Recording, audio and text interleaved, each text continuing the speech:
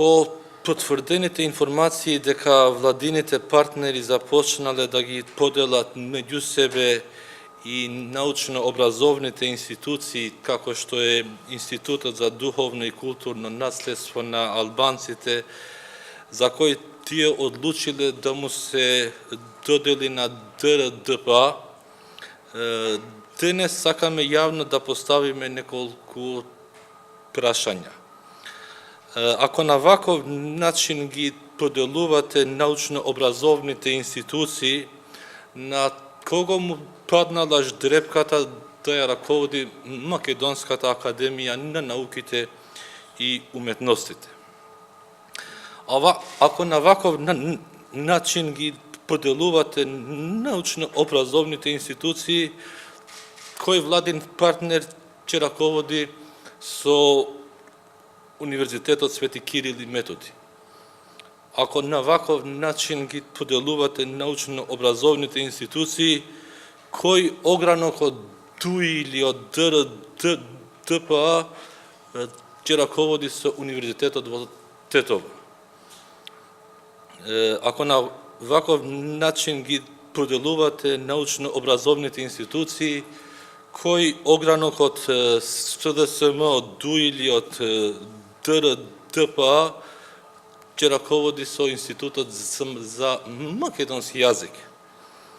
Ако на ваков начин ги поделувате научно-образовните институции, кој огранок од ДУИ или од ДРДПА ќе раководи со Универзитетот Мајка Тереза во Скопје? Ако на ваков начин ги поделувате и научно-образовните институции, кој под огранок на СДСМ, ДУИ или ДРДПА ќе раководи со Институтот за фолклор Марко Цепенков?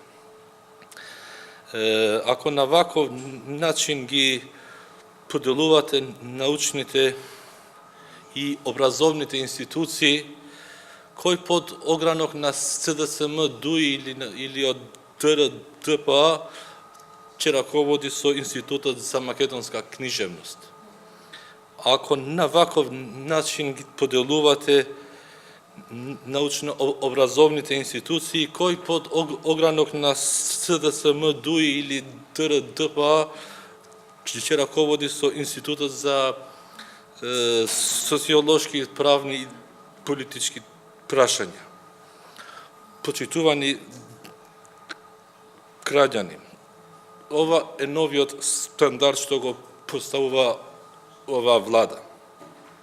И научните и образовните институции да се делат исто како и тендерите. Имајќи го предвид фактот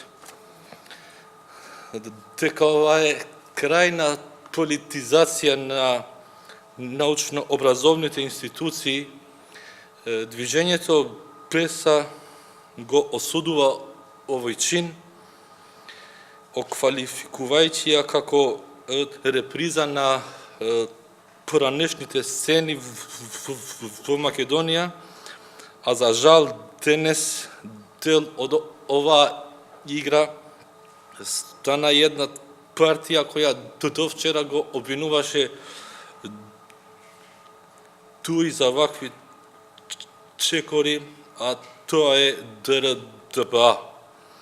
Ние сега се убедуваме дека старата изрека дека ако сакаш да го разпознаеш вистинското лице на некого, дај му власт, денеска го осликува најдобро оваа партија, а воопшто и оваа влада.